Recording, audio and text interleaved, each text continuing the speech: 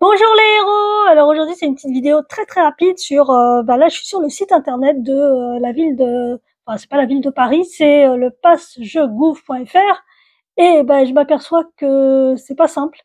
Parce que pour les personnes en situation de handicap, il n'y a pas vraiment de précision. C'est-à-dire qu'il y a une précision sur le fait que si vous êtes, par exemple, chauffeur, ambulancier, vous vous déplacez pour une raison précise pour ramener une personne handicapée, mais sur la personne qui est elle-même au volant, qui prend une voiture parce qu'elle n'a pas le choix de toute façon, pour se déplacer sur Paris pendant les JO, c'est la galère. Alors là, je suis sur le site, j'étais déjà venue au mois de juin et j'avais déjà rien compris. Mais en fait, ils n'ont pas plus amélioré parce que, par exemple, si vous voulez, il y a quand même une rubrique pour les personnes soi-disant handicapées, mais quand on est dessus, on vous demande deux choix, enfin trois choix possibles. Donc en fait, je suis passée sur passjegouv.fr, bienvenue sur le site officiel du Pass. Donc j'ai coché que je veux être sur le site officiel du Pass, demande d'un pass jeu, parce que il n'y a pas trop de choix. Suis-je concernée par un pass jeu? Moi, j'ai pas envie d'aller au jeu. De toute façon, j'ai pas les moyens financièrement. C'est trop cher. Bon, je présume que c'est la zone rouge. Donc, je coche, je ne suis pas un robot. Je continue. C'est quand même pas évident, hein. Alors, dépannage, livraison, accès aux établissements accueillant un public, service, soins à la personne, livraison changée, accrédibilité VIP. VIP. VIP. Alors, transport de personnes, véhicule d'une personne en situation de handicap avec justificatif. Ok. Et donc, quand je clique, donc une personne en situation avec justificatif, je mets 1, d'accord, parce que je suis toute seule. Je vais descendre tout en bas et je vais mettre suite. Et ensuite, on vous demande plein de choses. Comme je vous ai dit, on vous demande de mettre votre nom, votre prénom, votre email. Alors, bien sûr, vous pouvez pas faire de copier-coller. Il vous demande de reconfirmer votre mail. Donc, moi, je vais le reconfirmer. Il vous demande votre numéro de téléphone. Là, il y a le truc véhicule d'une personne en situation de handicap avec justificatif. Alors, 1, utiliser les informations du demandeur. Je souhaite un formulaire conducteur. Moi, je suis conductrice, donc je vais cocher celle-là. Donc, il vous redemande encore tout, hein. Non, parce que bon, effectivement, ça peut être différent du demandeur. Heureusement, là, il vous redemande pas de reconfirmer votre mail. Vous avez le droit de le mettre une fois, là. Et votre date de naissance. Ok. Donc, une fois que vous avez fait ça, mettre votre ville de naissance quand même. Un type de pièce d'identité, c'est un carte d'identité. Sélectionner le fichier, donc je vais sélectionner mon fichier carte d'identité. Donc c'est bon. Il vous demande la hauteur et tout. Moi, j'ai rien compris à ce truc-là, donc je mets pas. Je mets rien. Déjà, une partie verso, je coche oui parce qu'il y a le recto verso. Site de compétition, je sélectionne. De toute façon, il y a qu'un truc, all multi-site. Donc moi, j'ai sélectionné ça. Et là, c'est le truc carte professionnelle ou attestation de l'employeur. J'ai pas compris du tout. Qu'est-ce que ça veut dire? Ouais, carte professionnelle. Je suis pas professionnelle, hein. Carte professionnelle ou attestation employeur. Voilà, c'est là où je bloque. Donc moi, j'ai mis ma carte CMI en invalidité. Je pense que c'est pas ça qu'il faut mettre. Mais bon, carte professionnelle ou attestation employeur. Je comprends pas. Vous êtes une personne handicapée qui allait vous rendre pour des soins ou visiter quoi que ce soit sur Paris, parce que vous ne pouvez pas prendre les transports en commun comme tout le monde, et on vous demande une attestation employeur. Donc là, vous bloquez parce que forcément, non, vous n'êtes pas là pour ça, vous êtes là pour aller faire des soins. Donc en fait, si vous ne prenez pas des ambulances ou je ne sais quoi d'autre, a priori, vous ne pouvez pas circuler sur Paris avec votre voiture, avec le macaron, la CMI sur le pare-brise, carte CMI transport, je sais pas. Donc voilà, nous on est bloqué parce que si on veut aller voir des thérapeutes, si on va aller voir des musées tout simplement, on veut se promener, on a envie de voir les sites aussi olympiques, et on ne peut pas y accéder en voiture. Donc les transports en commun, en plus il y a plein de lignes qui sont fermées. Alors il y a la ligne 13 hein, qui est fermée à Champs-Élysées-Clémenceau. Moi, des fois, quand je peux pas faire autrement, bah, je m'arrête à Champs-Élysées-Clémenceau parce qu'il y a des escalators. Et ben, elle est fermée parce qu'il y a le site olympique du Grand Palais, où je crois que c'est l'escrime dedans. Donc, bah, ils ont fermé cette station. Alors, je sais pas si Invalide est ouverte, mais en tout cas, Invalide n'est pas du tout accessible. Il n'y a pas d'escalator pour remonter.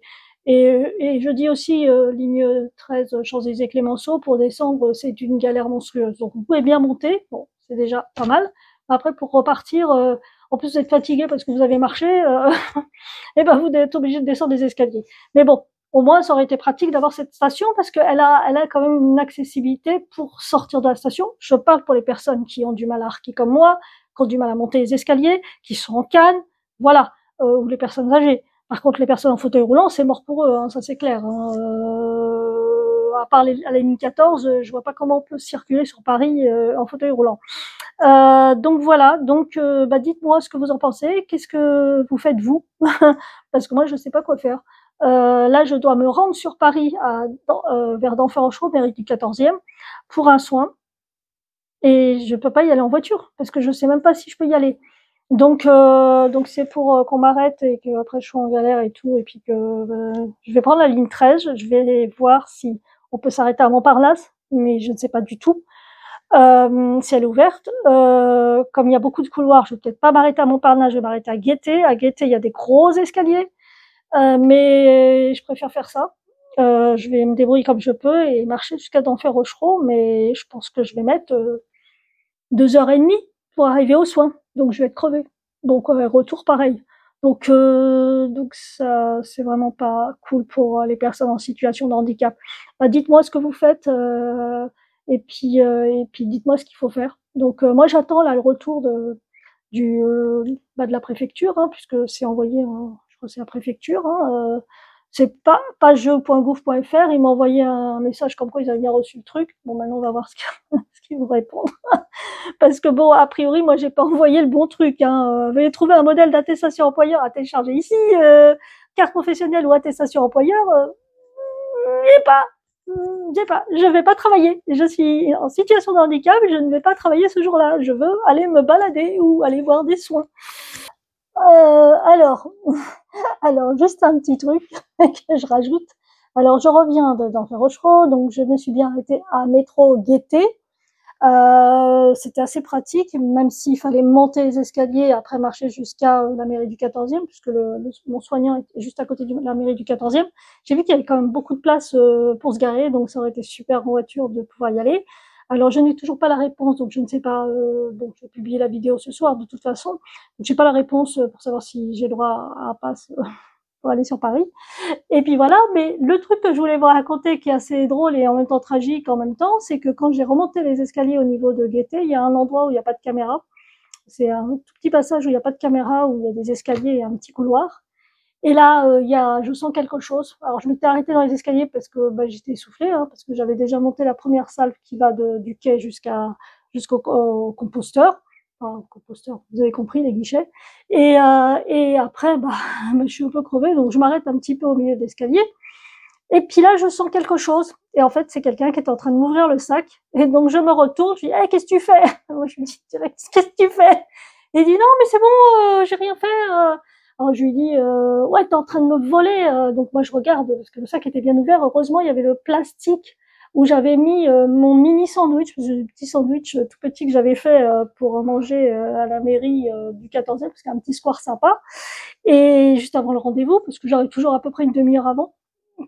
Et donc je lui dis carrément, je lui dis, t'es en train de me voler là. Et donc il me répond, ouais non mais bon, non pas du tout, j'avais faim. Je lui dis, bah t'as faim, tu me demandes.